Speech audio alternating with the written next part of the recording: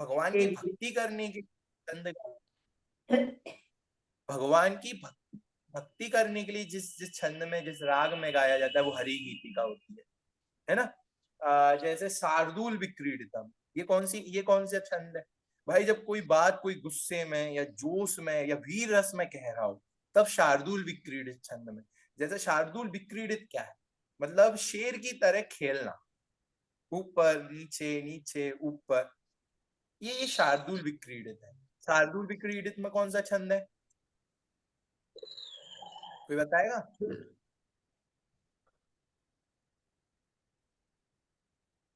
वो सिद्ध संसारी भगवान का अर्घ, जीव, क्या? सिद्ध भगवान का अर्घ, सिद्ध भगवान का अर्घ। कौन सा? संस्कृत में याद नहीं। गंदु। कौन सा की आवाज होती है? उनका संस्कृत में ही जो गाना। संस्कृत वाला अपनी वो समय सारी स्तुति पे भी तो है। हाँ। संसारी जीवना सारी जीवना भाव भाव मरण मरण काले वा करुणा करी ना कर। सरिता तो बहावी ये इस तरीके सुधा। के जो हर छंद के पीछे एक अर्थ होता है। वो छंद क्यों गाया जा रहा है, किस भाव को प्रकट करने के लिए गाया जा रहा है। अब जैसे जो पद्धति छंद है, अब हम देखते हैं कि दूसरी ढाल में भी लिया गया है, जिसमें संसार के दुखों के परिभ्रमण का कारण बताया। देवशास गुरु पूजन में भी लिया गया है, तो उसमें भी क्या बताया है कि करुणा निधि तुमको समझनाथ भगवान, वहां पे भी भूल बताने के लिए कहा गया है। मतलब कि कोई भी गंभीर बात, कोई भी सीरियस बात कहे तो पत्तरी छंद में कह सकते हैं। अब इसी में हरि गीति का छंद भी है, सबसे छठवीं डाल है ना, जिसमें अरिहंतों का स्वरूप, मुनिराजों का स्वरूप, तो मुनिराजों का स्वरूप, अरिहंतों का स्वरूप, सिद्धों का स्वरूप किसका विषय होता है? भक्ति का विषय होता है, आनंद का विषय होता है ना। तो इसलिए इन्होंने छठवीं डाल कौन से छंद में लिखी? हरि गीति का छंद में। उसके पहले कौन सा छंद, उसके पहले कौन सी डाल है? पांचवी ढाल, उसमें 12 भावनाओं का वर्णन है। वो कौन से छंद में लिखी 12 भावना? 12 भावना कौन से छंद में लिखी?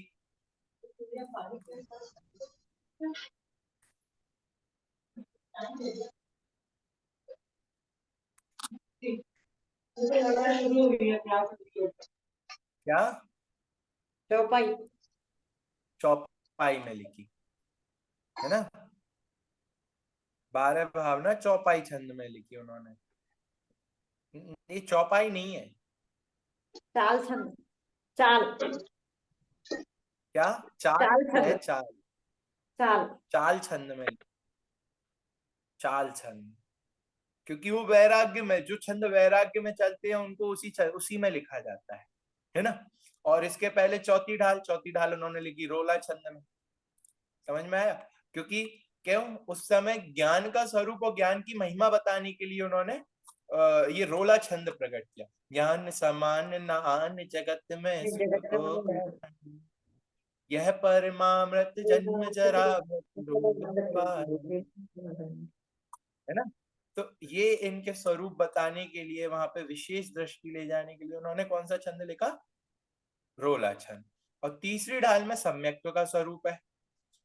अब सम्यक्त्व के स्वरूप की, सम्यक्त्व की महिमा, मोक्ष मार्ग की प्रथम सीढ़ी, वो कौन से छंद में लिखी? नरेंद्र छंद। जोगी, जोगी रसा। जोगी रासा मतलब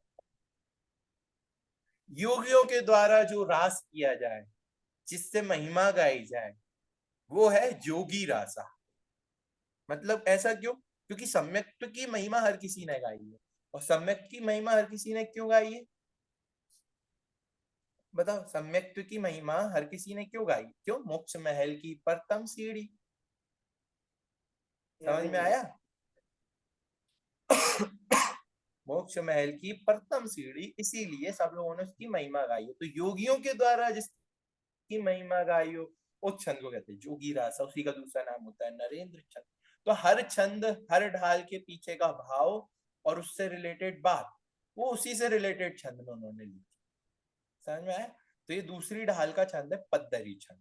जैसे पहले छंद में क्या कहना चाह रहे हैं कि ऐसे मिथ्याद्रग ज्ञान चरण बस भ्रमत भरत दुख जन्म मर ताते इनको तजिए सुजान सुन तिन संक्षेप कहूं बका। मतलब ऐसे कैसे कि मिथ्या दर्शन, मिथ्या ज्ञान, मिथ्याचारित, इनके वश होकर जीव ने क्या किया, भ्रमत बहुत भटका, और भरत दुख जन्म मरण, और जन्म मरण के दुख भरत भोग।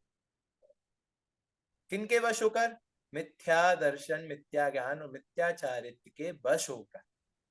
तो ताते इनको तजिए सुजान, तो ऐसे मिथ्या दर्शन, मिथ्या ज्ञान और मिथ्या चारित्र को, किसको, ताते, ताते मतलब उनको, किनको, मिथ्या दर्शन, मिथ्या ज्ञान, मिथ्या चारित्र को तजिए सुजान, त्याग करो, सुजान अच्छे से जानकर, ठीक है। सुन तिन संक्षेप कहूं बखान, अच्छे से जानकर उनको सुनो, और जिनका मैं संक्षेप में बखान करता हूं, ठीक है।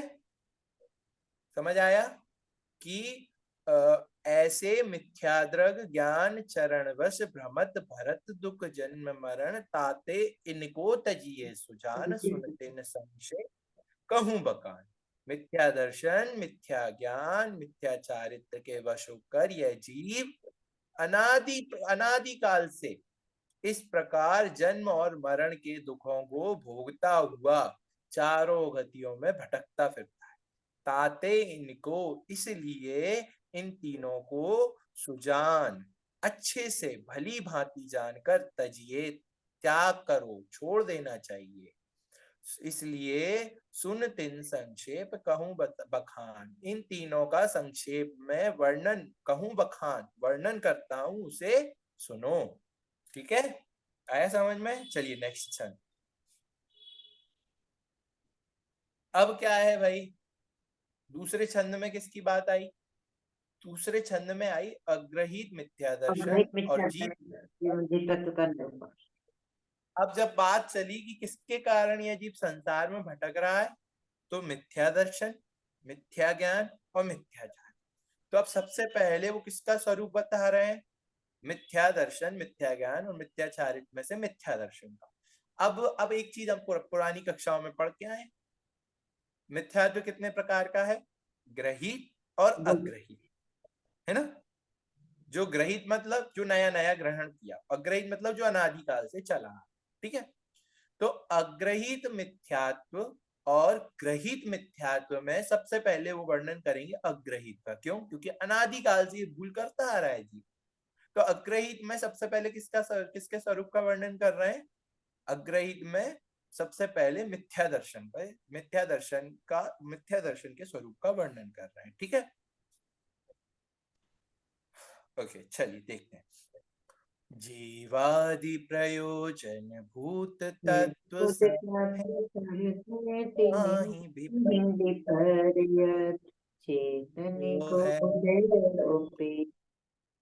बिन मूरत चिन्ह मूरत अनूप।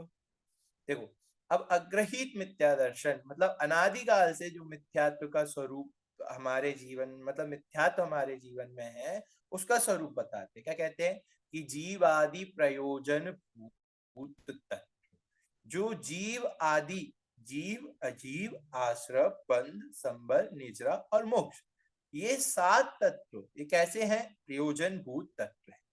कोई मुझे बताएगा प्रयोजन भूत तत्व किन्हें कहते हैं? ये हम सब पढ़ के आ चुके हैं, जो हमारे कल्याण में कार्यकारी हो। हाँ, भाव आ गए अकेले। कोई मुझे डेफिनेशन वैसी की वैसी सुनाए तो अच्छा रहेगा। क्यों? परिभाषा है जैसी होती है वैसी ही याद करना चाहिए, हम लोग बचपन से यही सुनते आ रहे हैं ना। चलो हिंट कर देता हूँ, ऐसे तत्व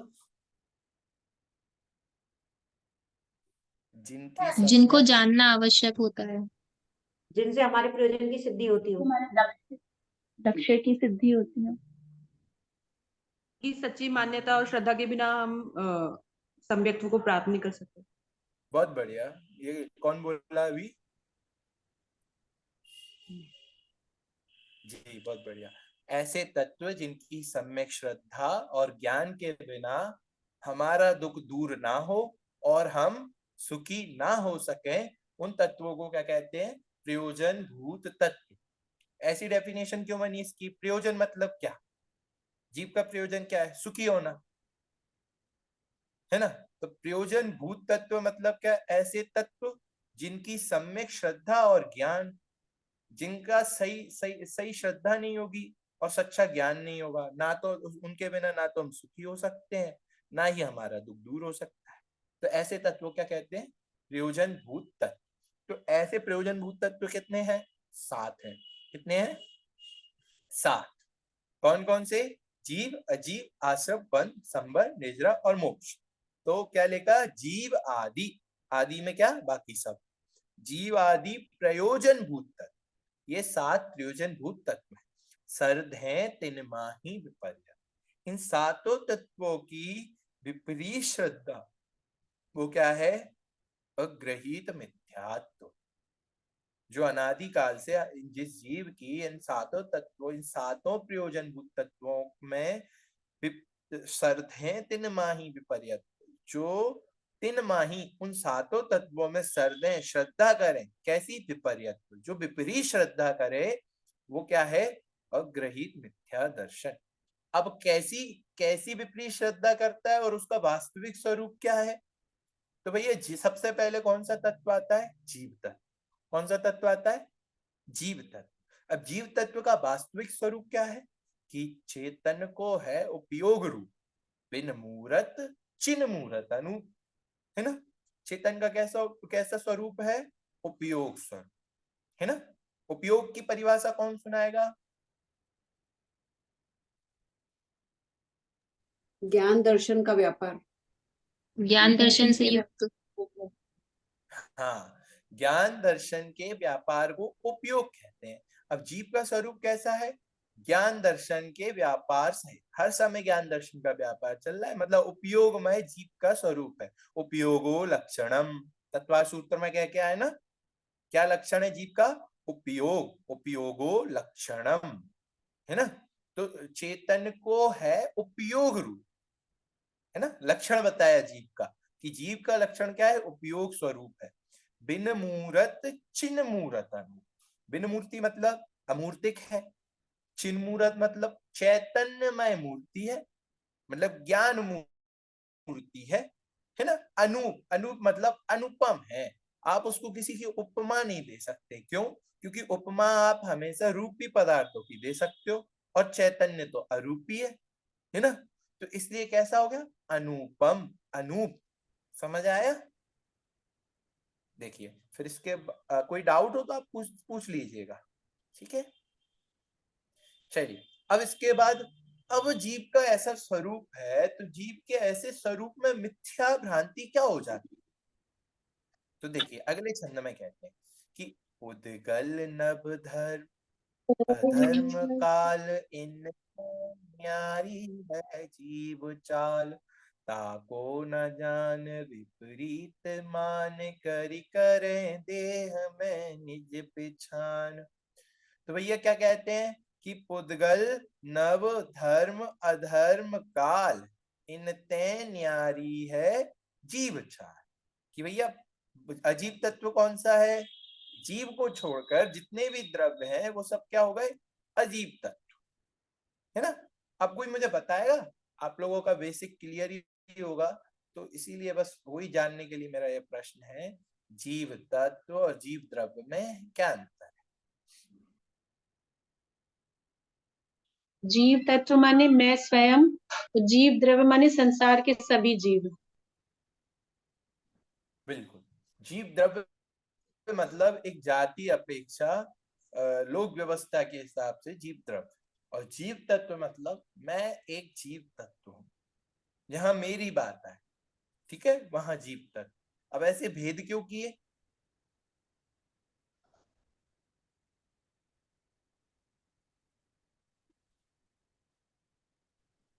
क्योंकि द्रव्य में सारे जीवों को बताने के लिए वो जीव द्रव्य हो गया। मैं भी जीव हूं, तो मैं सबसे भिन्न मैं जीव तत्व हूँ। देखिए, अपनी जब जीव महत्ता द्रव्य की बताने बात, की। अपने जीवों से भेद कराने के लिए। बिल्कुल, जब मैं जीव द्रव्य की बात की तो मैं भी जीव हूँ, आप भी जीव हैं, हम सब जीव हैं। लेकिन जब जीव तत्व की बात की तो मैं जीव हूँ, लेकिन मेरे लिए बाकी सब अजीब है ना। नहीं आया समझ? मैं मेरे लिए हूँ, मैं मेरी दृष्टि में जीव हूँ, मुझे छोड़ के बाकी सब क्या होगा, मेरे लिए अजीब। वो जीव अजीब। होंगे, वो उनके लिए जीव होंगे, पर मेरे लिए वो अजीब है, मेरे लिए वो पर है। समझ आया? भेद विज्ञान कराने के लिए वहां पे बताया जीव तत्व की परिभाषा में कि मैं एकमात्र जीव तत्व हूं, मेरे लिए बाकी सब पर है। पर मतलब अजीब है, समझ? तो पुद्गल, अब अजीब में कौन कौन से ले लिए इन्होंने? पुद्गल, नव, धर्म, अधर्म, काल, इन तय न्यारी है जीव चाल। अब क्या है? पुद्गल, नव मतलब आकाश द्रव्य, धर्म द्रव्य, अधर्म द्रव्य और काल द्रव्य। इन 5 द्रव्यों से न्यारी भिन्न है। क्या? जीव चाल। जीव चाल मतलब जीव का स्वरूप, है ना। फिर ताको न जान विपरीत मान। अब क्या भूल करता है कि भैया उस जीव के स्वरूप को तो नहीं जानता, ताको न जान, और विपरीत मान, उस स्वरूप को जैसा है वैसा तो जानता नहीं, ऊपर से विपरीत मानता है। कैसे विपरीत मानता है? तो वो आगे आएंगे अगले छंदों में। मैं सुखी दुखी, मैं रंग राव, मेरे धन ग्रह गौधन प्रभाव, मेरे सुततीय मैं सबल दीन वे रूप सुभग मूरख प्रभ। ये अगले छंदों में आएंगे वो कैसे विपरीत मानता है कि ताको ना जान, उस जीव तत्व के स्वरूप को तो जानता नहीं और विपरीत मानता है अलग। फिर करी करें देह में निज पहचान, और क्या करता है? जो ये देह है, ये स्त्री पुद्गल मतलब पर वस्तु है, उसमें क्या करता है? निज पिछान, उसमें अपनापन मानता है, उसको ही आत्मा मानता है, या शरीर में ही आत्मा की पहचान करता है। वो जैसे चाहे वैसे भूल कर सकता है, या तो शरीर को ही आत्मा मान लेगा या शरीर में आत्मा मानेगा, है ना। तो ये उसका जीव तत्व के विषय में मिथ्यात्व है, विपरीत श्रद्धा है। ठीक है, आया समझ में? कोई डाउट है? चलिए तो अगले छंद पे चलते हैं। मैं सुखी दुखी,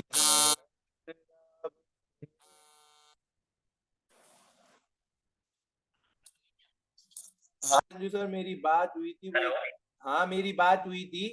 वो ये कह रहे हैं कि अभी कागज नहीं है तो प्रॉब्लम आ सकती है।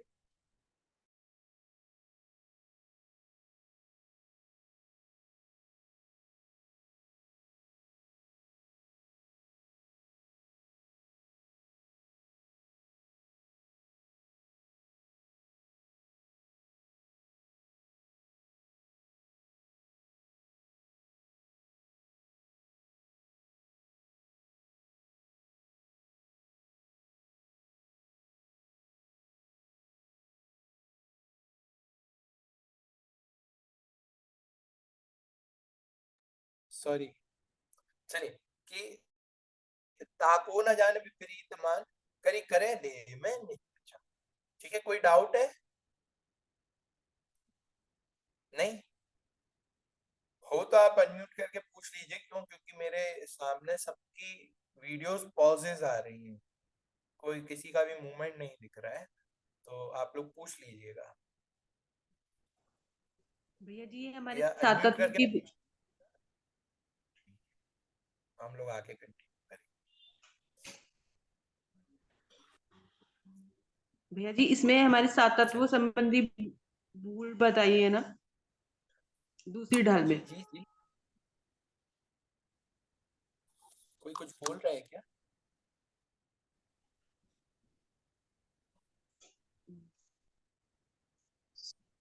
हम जो चलिए दूसरी ढाल पढ़ देखिए, रहे हैं भैया जी, इसमें सात तत्व संबंधी भूल ही हम पढ़ रहे हैं ना ये सब। एक में मुझे आवाज क्यों नहीं आ रही है? बहुत स्लो आवाज आ रही है। भैया आपकी भी बहुत स्लो आ रही है वॉइस। हाँ अब आ रही सब। है, अब आ रही है आपको? हाँ अब आ रही है। काफी स्लो है, मतलब हाँ सुनने में अब बहुत आ रही है, दिक्कत। बोलिए। अच्छा, ये जो हम पढ़ रहे एक हैं दूसरी ढाल में, तो ये हम सातत्व संबंधी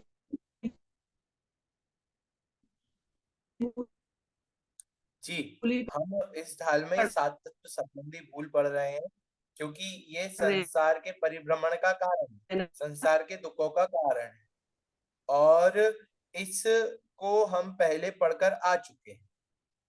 कहाँ पे पढ़ के आए हैं, कोई बताएगा?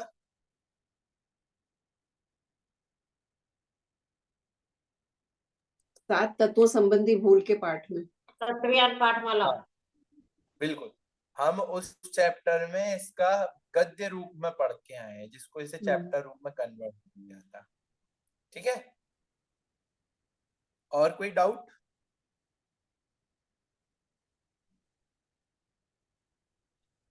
नहीं, तो चलिए फिर हम आगे बढ़ते हैं। अगला छंद, मैं सुखी। अब क्या बताते हैं? अब जो मिथ्यात्व से ग्रसित जीव है, तो उसकी कैसी मान्यता होती है?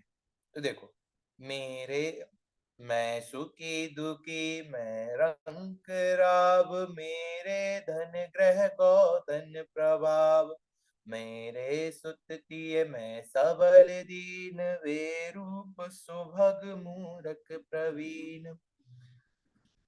अब क्या आप कहते हैं कि भाई वो क्या मानता है कि मैं सुखी, मैं दुखी, मैं रंक, मैं राम, मैं ही भिखारी हूँ, मैं ही राजा हूँ, मेरे धन मेरा पैसा है, मेरा घर है, मेरा गौधन मतलब ये गाय बैल भैंस घोड़ा आदि ये सब मेरे हैं, इनको गौधन कहा जाता है। ये भी एक तरीके से धन है। तो गौधन मेरा प्रभाव है, मेरा मेरा प्रभुत्व है, मैं जो बोलता हूँ मेरी सब एक बार में सुन लेते हैं, है ना। तो मेरे धन ग्रह गौधन प्रभाव, मेरे सुततिय मैं सबल ली, मेरे मेरे मेरा बेटा मेरी बेटी मेरे सुत, मेरी तिय मेरी स्त्री मेरी पत्नी, मैं सबल, मैं शक्तिशाली हूँ, मैं दीन अरे मैं बड़ा कमजोर हूँ, बेरूप अरे सुंदर नहीं हूं मैं, सुभग मैं बहुत सुंदर हूँ, मूर्ख अरे यार बुद्धि नहीं है, मुझे एक ही बार में याद भी नहीं होता, कितनी मेहनत करूँ याद ही नहीं होता, समझ ही नहीं आता क्या करूँ, प्रवीण अरे बहुत चतुर हूँ, एक बार में समझ लेता हूँ सबकी चालाकियां। तो ये इस जीव की शरीर तथा पर वस्तुओं के संबंध में ऐसी मान्यता होती है। कैसी? कि भाई अगर परिस्थिति अनुकूल हुई तो अपने आप को सुखी मानने लगता है, परिस्थिति प्रतिकूल हुई तो अपने आप को क्या मानने लगता है? दुखी मानने लगता है। क्या? और किसके कारण? मिथ्या दर्शन के कारण, है ना। मिथ्यादर्शी जीव मिथ्या दर्शन के कारण क्या मानने लगता है? कि मैं सुखी हूँ, मैं दुखी हूँ, मैं रंक हूँ, मैं मतलब मैं भिखारी हूँ, मैं राजा हूँ, मेरे धन मेरे यहाँ रुपया पैसा आदि है, मेरा घर है, मेरे गाय भैंस आदि है, भैया मेरा तो प्रभाव चलता है, मेरा प्रभुत्व है, मैं एक बार किसी से बोल दूं तो कोई मेरी बात टालता नहीं है, और मेरी संतान है, मेरी स्त्री है, मैं सबल शक्तिशाली हूँ, बलवान हूँ, मैं दीन हूँ, मैं बहुत निर्बल हूँ, बेरूप मैं बड़ा कुरूप हूँ, मैं बड़ा सुंदर हूँ, मैं मूर्ख हूँ, मैं चतुर हूँ। ये सब इसकी मान्यताएं हैं मिथ्या दर्शन के कारण। इस शरीर के उपाधि इन शरीर की उपाधियों को अपनी उपाधि मानने लगता है, जबकि जीव का क्या स्वरूप है हम पढ़ के आए, चेतन को है उपयोग रूप, बिन मूर्ति छिन मूर्ति अनु, है ना। कि भाई तू सुख का सागर है तो पर से सुखी कैसे हो सकता? दुख तो तेरे अंदर है ही नहीं, पर में एकत्व करेगा दुखी होगा, और इस परिस्थितियों से कैसे सुखी दुखी मान रहा है अपने आप? निर्धन पर वस्तु जब तेरी नहीं है तो तू निर्धन और धनाढ्य कैसे हो सकता है उसके संयोग और वियोग से, है ना। मेरे धन ग्रह गौधन प्रभाव, अरे तो मेरा रुपया पैसा कैसे हो सकता है? वो तो पुद्गल की वस्तु है, वो तो पर है। जब ज्ञान दर्शन मेरा है, अगर तुझे रुपया पैसा और आदि इन प्रॉपर्टी इन सब का स्वामी बनना है तो तुझे जड़ होना पड़ेगा। क्यों? जड़ का स्वामी जड़ ही होता है ना। जड़ का स्वामी कौन होगा? जड़ेश्वर। और चेतन का स्वामी चेतन चेतन। समझ आया? अगर पर का स्वामी होना है, जड़ का स्वामी होना है, पुद्गल का स्वामी होना है, तो तुझे पुद्गल होना पड़ेगा, जड़ होना पड़ेगा और पर होना पड़ेगा। और तुझे अपने आत्म तत्व का स्वामी होना है तो अपने ज्ञान दर्शन को अपना समझना पड़ेगा। ठीक है, समझ आया? ठीक है, चलिए फिर अगला छंद देखते हैं। अगले छंद में क्या है कि अजीव तत्व और आसव तत्व की विपरीत श्रद्धा, है ना। ये जीव तत्व संबंधी विपरीत श्रद्धा। अब अजीव तत्व संबंधी विपरीत श्रद्धा देखना कि तन उपजत अपनी उपज जान, तन न सत आपको नाश मान, रागादि प्रगट ये दुख दैन, तिन ही को सेवत गिनत चैन। क्या कहते हैं भैया कि क्या मानता है कि तन उपजत अपनी उपज जान। भाई शरीर का जन्म हुआ तो किसका जन्म हो गया? मेरा जन्म हो गया, है ना। तन नशत आपको ना, अरे ये शरीर एक दिन मैं मर जाऊंगा। क्यों? ये शरीर खत्म हो जाएगा तो मैं मर जाऊंगा। इस शरीर के संयोग और वियोग से अपना संयोग वियोग जानता है, अपने आप को अनादि अनंत देखता ही नहीं। जीव का जो वास्तविक स्वरूप है वो जानता ही नहीं कि मैं अनादि काल से हूं, अनंत काल तक रहूंगा, मेरा कभी भी कहीं भी कैसा भी कुछ भी नहीं होने वाला। मैं ये भी नहीं कह सकता कि मेरा बाल भी बांका नहीं होगा। क्यों? क्योंकि बाल तो पुद्गल का है ना। चेतन का तो बाल भी नहीं है। तो मेरा तो एक प्रदेश भी बांका नहीं होने वाला। समझ में आया? तो तन उपजत अपनी उपज जान, तन नशत आपको नाशमान, है ना। तो भाई साहब अजीब तत्व संबंधी ये जीव की भूल है ना। और जीव की जीव तत्व संबंधी क्या भूल है कि मैं सुखी दुखी, मैं रंग राव मेरे, धन ग्रह गौधन प्रभाव। मतलब ये सब मेरा है, पुद्गल की सारी वस्तुएं मेरी हैं। इनके होने से मैं सुखी हूँ, इनके नहीं होने से मैं दुखी हूँ। मैं इनके संयोग से निर्धन हो गया, इनके संयोग से राजा बन गया, इनके वियोग से मैं निर्धन हो गया। भाई साहब अगर ये सब मेरे हैं, ये रुपया पैसा सब मेरे हैं, फिर उनसे भी और पास आए। कैसे कि ये स्त्री, ये बच्चे, ये सब मेरे हैं। तो ये कहते हैं कि ये सब अपना नहीं है, ये जीव की जीव तत्व संबंधी भूल है। और अजीब तत्व संबंधी कि भाई शरीर के संयोग से मेरा जन्म हुआ है और शरीर के वियोग से मेरा भी मरण हो जाएगा। तभी तो चारवाक मत खड़ा हुआ कि यावत जीवे सुखम जीवे दृढ़म कृत्वा घृतम पीवेद भस्मीभूतस्य देहस्य पुनरागमनो। कि भैया जब तक जियो सुख से जियो, उधार लो घी पियो, भस्मीभूतस्य देहस्य, ये देह तो एक दिन भस्म हो ही जाना है। पुनरागमनो को दोबारा कहाँ आना है, तो इसलिए उधार लो और घी पियो। ऐसा चारवाक मत मानता है, चारवाक दर्शन वाले मानते हैं।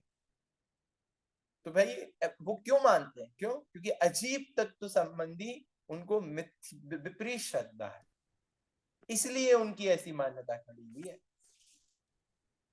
दर्शन खड़े हो जाते हैं जरा जरा सी विपरीत मान्यताओं पे। देखो तो सही 363 मत क्या है, समझ आया? 363 मत क्या है? विपरीत श्रद्धा के ही फल है, अविवेक के ही फल है। मत मतलब क्या कि भाई साहब आपका उस तरफ सच्चा श्रद्धा नहीं है, तो ये विपरीत मत एक मान्यता खड़ी हो गई, और ये उल्टी मान्यता भी मिथ्यात्व है। मतलब सम्यक श्रद्धा नहीं करोगे तो विपरीत श्रद्धांक से 363 भेद है, उससे ज्यादा आप नहीं कर पाओगे, है ना। तो यही बात है। फिर कहते हैं अगली लाइन में कि आश्रम तत्व संबंधी भी क्या भूल है। भैया रागादि प्रगट ये दुख दें, तिन्हीं को सेवन। अब ये रागादि दुख के कारण है। भैया किसी का माइक खुला हुआ है, बहुत डिस्टरबेंस हो रही है उसमें। बर्तन गिरने की आवाज आ रही है। वो तो हम जानते हैं घर में 4 बर्तन हो तो बचते ही है, लेकिन बजा के दूसरों को डिस्टर्ब नहीं करना चाहिए। तो माइक म्यूट कर ले सब, ठीक है।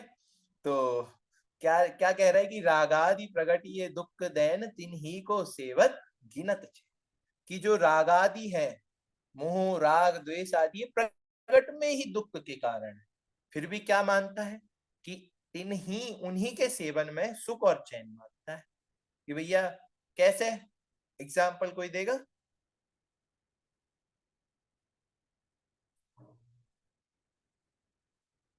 तो भैया ऐसे कोई, हाँ कोई ट्राई करना चाहे तो बिल्कुल।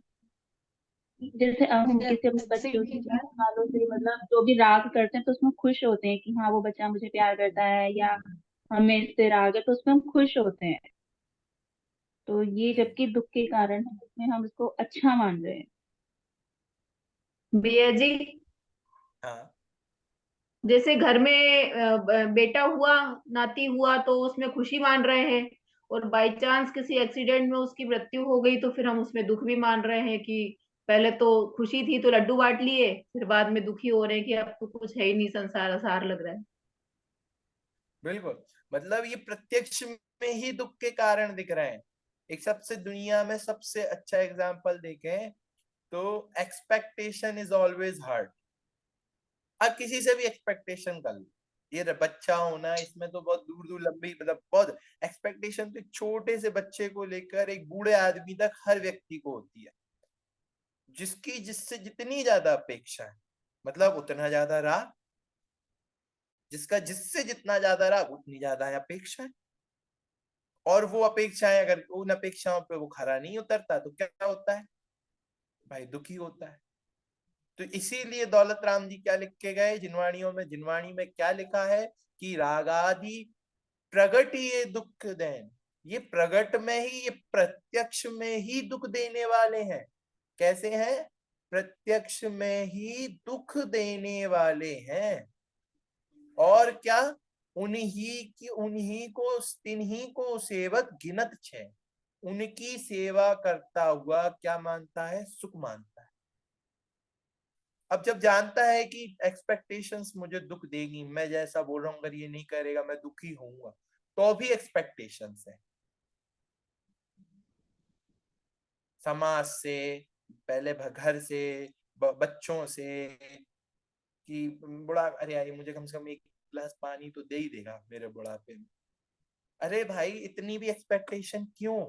अगर मेरा पुण्य का उदय हुआ तो मुझे चक्रवर्ती भी पानी पिलाने आएगा, और नहीं हुआ तो मेरे सगे बच्चे भी मुझे पानी के लिए नहीं पूछेंगे, है ना? तो ये है सम्यक श्रद्धा। और विपरीत श्रद्धा कि रागादि प्रगट ये दुख दैन तिन्ही को सेवत गिनत छे। ठीक है, हाँ चलिए ठीक है। अगला अगला छंद और देखते हैं। आज हम 7 तत्व का अकेला रखते हैं, फिर मतलब ग्रहित मिथ्यात्व का रखते हैं, कल अग्रहित का रखेंगे। ठीक है, भैया 8:30 पे ना तो छोड़नी होगी क्लास, जी हाँ, बस 5 मिनट में क्योंकि ये 2 ही छंद बचे हैं नेक्स्ट अपने। क्लास से ज्वाइन, शायद नेक्स्ट क्लास हाँ होती है, भैया ने बताया था सैटरडे में नेक्स्ट क्लास भी होती है, तो इसलिए हमें 8:30 पे शार्प छोड़ देनी है क्लास। ओके 8:45 ओके पे ओके, शायद बस दूसरी क्लास हमारा होती 2 है ही इसी छंद लिंक बचे से। हैं। ठीक है चलिए। बंध और संबद्ध तत्व की विपरीत श्रद्धा। अब हमने जीव और अजीव और आश्रव तत्व का देख लिया, अब बंध तत्व का देखते हैं और फिर संबद्ध तत्व का देखते हैं। शुभ अशुभ बंध के फल मंझार, रति अरति करे निज पद विसार, आत्म हित हेतु विराग ज्ञान, ते लखे आपको कष्ट दान। कि भाई क्या कह रहे हैं कि शुभ अशुभ बंध के फल मंझार, क्या है? जो शुभ कर्म है, शुभ कर्म और अशुभ कर्म, इन कर्म के बंध जो हुए हैं, इन बंध का जो फल मिलेगा, मतलब जो तुमने शुभ कर्म बांधे थे उनका जो फल मिलेगा, और अशुभ कर्म बांधे थे उनका जो फल मिलेगा। तो शुभ कर्म के बंध के फल में क्या करता है? रति करता है। और अशुभ बंध के फल में क्या करता है? अरति करता है। रति और अरति मतलब अच्छा लगता है इसे, और अरति में मतलब द्वेष करता है। रति करता है मतलब राग करता है, और अरति मतलब द्वेष करता है। और कैसे करता है? निज पद विसार, अपने आत्म स्वरूप को भूलकर, है ना, अपने आत्म स्वरूप को भूलकर शुभ कर्म के फल के मझार में, उदय में, शुभ कर्म के उदय में क्या करता है? रति करता है, राग करता है। अशुभ बंध के उदय में क्या करता है? द्वेष करता है ना।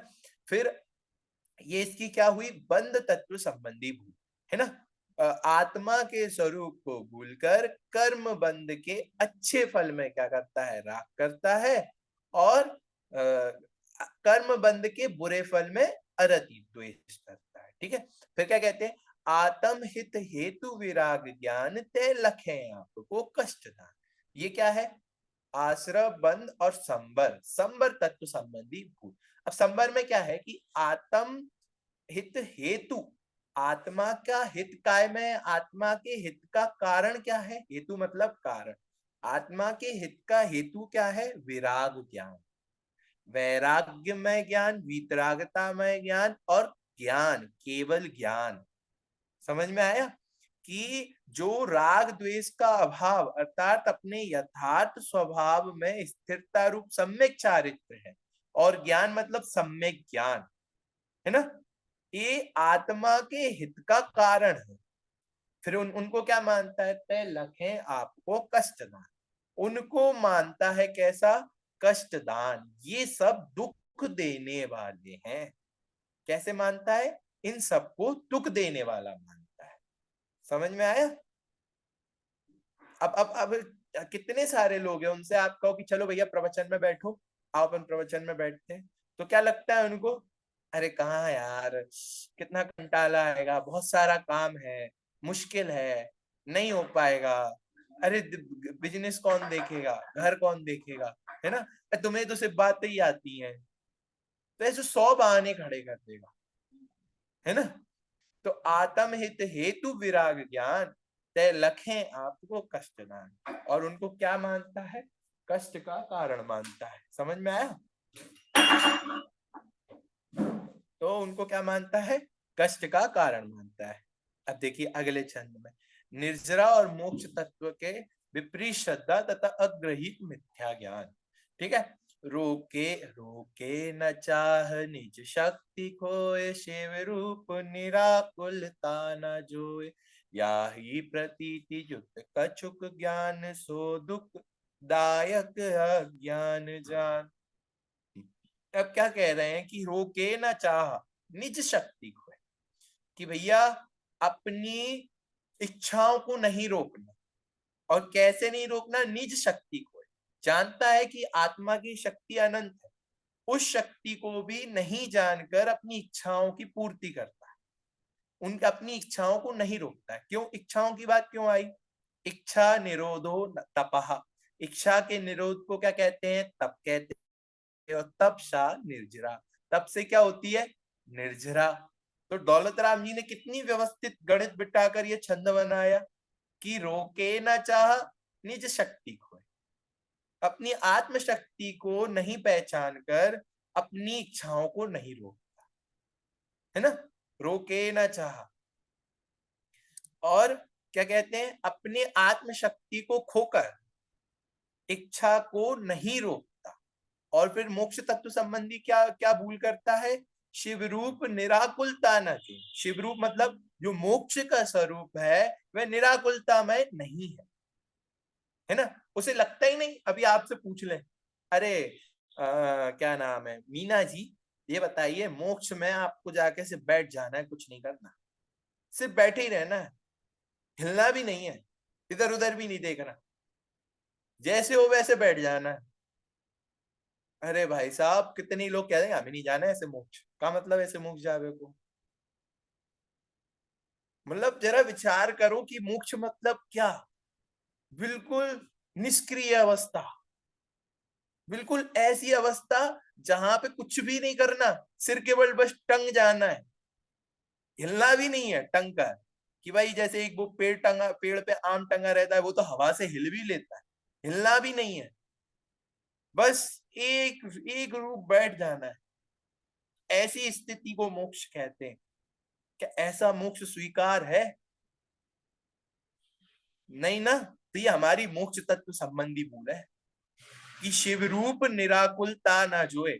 जो शिव रूप है मतलब मोक्ष का स्वरूप है, वो हमको निराकुलता में लगता ही नहीं है।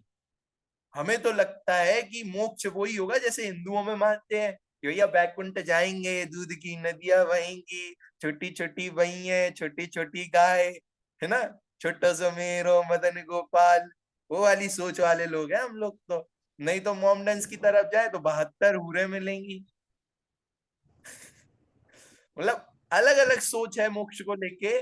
तो हम लोग ऐसा मोक्ष समझ ही नहीं सकते कि आत्यांतिक कर्मों से मोक्ष की परिभाषा पढ़ना हो, अगर आप लोग के पास समय हो तो आप उसमें देखना, क्या नाम है, तत्वा सूत्र की टीका पूज्यपाद आचार्य ने जो की है, क्या नाम है टीका का नाम, याद, सर्वार्थ सिद्धि, उसमें पढ़ना। सर्वार्थ सिद्धि में शुरू की 2-3 लाइन, 2-3 पैराग्राफ छोड़ के मोक्ष की परिभाषा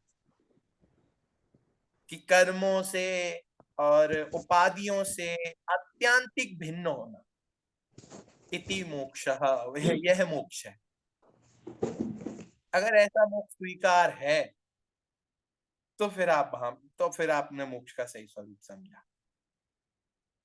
निराकुल में आप समझ रहे हो मतलब आकुलता रहित, कि किसी भी प्रकार की इच्छा नहीं है, किसी भी प्रकार की आकुलता नहीं है, वह निराकुलता है। तो अगर ऐसा निराकुल मोक्ष है चाहिए तो फिर जैन दर्शन में आपका स्वागत है।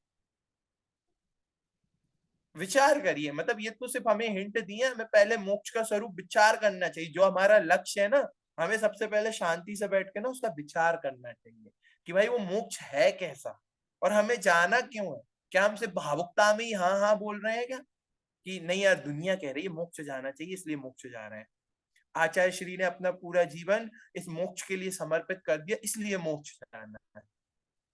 आचार्य श्री ने अपनी 22 वर्ष की उम्र में दीक्षा लेके पूरे अपने जीवन में सिर्फ साधु बन के, नग्न दिगंबर मुनि बन के, पूरे 28 मूल गुणों का पालन करके और सिर्फ एक मोक्ष की साधना की, इसलिए हमें भी दीक्षा लेके मोक्ष जाना चाहिए। नहीं, अगर आप ऐसा सोचते हो तो गलत हो। पहले मोक्ष के स्वरूप का विचार तो करो कि मोक्ष वास्तव में है क्या।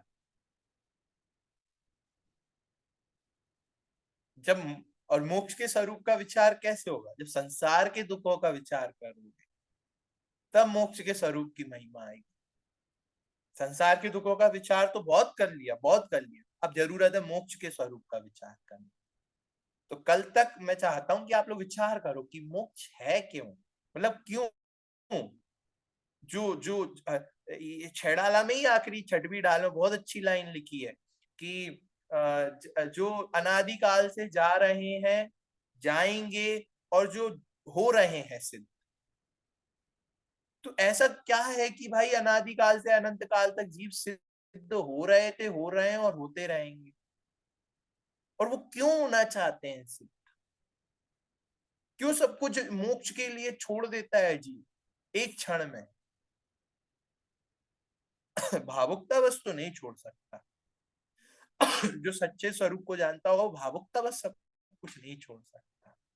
ठीक है, तो विचार करना, ये विचार के लिए विषय दिया मैंने आपको कि या ही प्रतीति जुत कछुक ज्ञान, कि मतलब अब ये जो हम ऊपर पढ़ के आए हैं इससे रिलेटेड जो कुछ भी ये अज्ञान है सो दुखदायक अज्ञान जान, वह दुखदायक अज्ञान ही मिथ्या अग्रहित ज्ञान है। समझ में आया? देखो एक बार कि इस मिथ्या मान्यता सहित जो कुछ भी ज्ञान है वह कष्ट देने वाला अग्रहित मिथ्या ज्ञान है। या ही प्रतीतिजुत कछुक ज्ञान, इस मिथ्या मान्यता सहित जो कुछ भी ज्ञान है वह क्या है, सो दुखदायक अज्ञान जान, वह कष्ट देने वाला अग्रहित मिथ्या ज्ञान है। समझ में आया? चलिए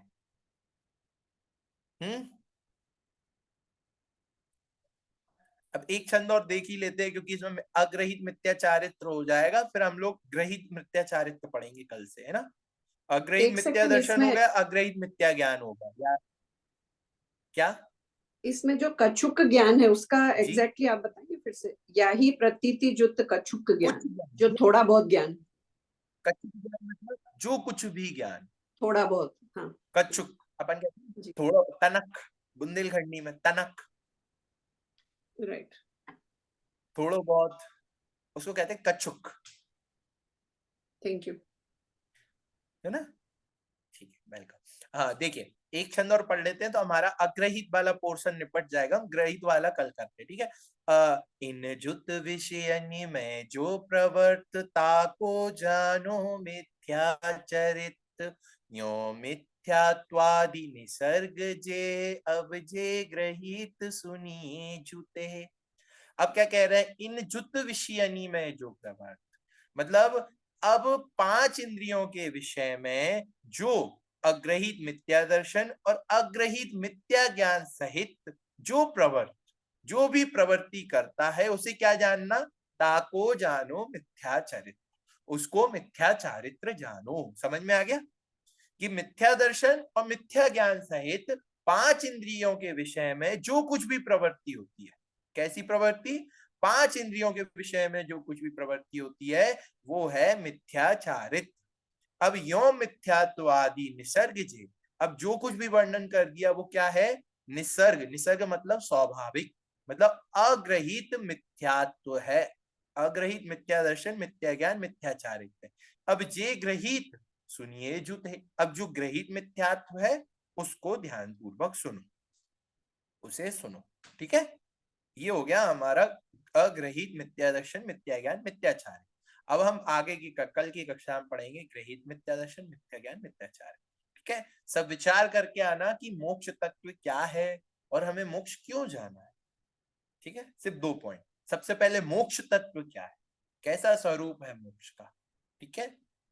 इसके लिए आप अलग अलग ग्रंथ देख सकते हैं, अगर आप चाहें तो सबसे पहले सर्वार्थ सिद्धि में देखें, बहुत अच्छा मिलेगा आपको। सर्वार्थ सिद्धि में शुरू के ही पैराग्राफ में मिल जाएगा, बहुत व्यवस्थित मिलेगा, तो आपको उसमें ज्यादा परेशान नहीं होना पड़ेगा। मतलब एक एग्जांपल दे रहा हूँ, कई ग्रंथ हैं फिर उसमें मोक्ष की परिभाषा देखने के लिए, जिसमें आप देख सकते हो, लेकिन एक वहां बहुत व्यवस्थित परिभाषा दी, क्यों? सर्वार्थ सिद्धि ग्रंथ शब्दों के अर्थ पर, ग्रामेटिकल अर्थ पर बहुत विशेष काम करता है, इसलिए है। ठीक है, और बाकी तो फिर समय सार की पहली गाथा ही है, ध्रुव अचल अनुपम गति, है ना? पोछामी समय पाहो, तो वो तो सिर्फ एक उपमा दी है, ध्रुव अचल अनुपम गति, ठीक है? चलिए, तो आज की क्लास समाप्त करते हैं जिनवानी स्तुति के साथ। कल मिलते हैं। निज निधि निज में बताई